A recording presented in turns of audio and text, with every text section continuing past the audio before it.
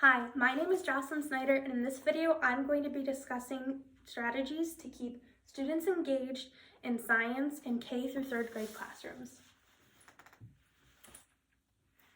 To promote active inquiry in the classroom, students should be leading the discussion as much as possible, because when discussions are student-led, they're making connections between what's happening in the classroom and what's happening at home in their everyday lives.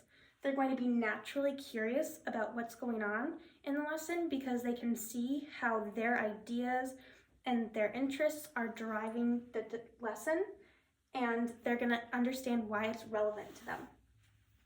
I like to use KWL charts to help promote active inquiry because it takes time in the beginning of the lesson for students to write down what they know going into a topic and what they want to know and what they're curious about, and it's written down right in front of them for them to remember as the lesson goes on.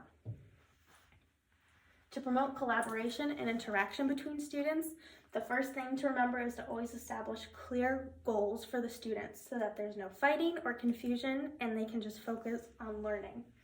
It's also important to mix up groups whenever possible because each group dynamic will offer new points of view for the students to learn from. To keep students engaged throughout the lesson, content should always be real, meaning hands-on materials as much as possible so they can learn by doing and be fully immersed in the lesson, not just sitting back and observing. It should also be relevant and connected to students' background and their community, and it should also be rigorous. So have ideas in mind for when students finish early and questions to further their understanding. One piece of technology that I find helpful for science is virtual field trips, and Discovery Education is just one website that you can find these because there's just some places that students cannot visit in real life, but the virtual field trips give them as much of an immersive experience as they can get without actually going somewhere.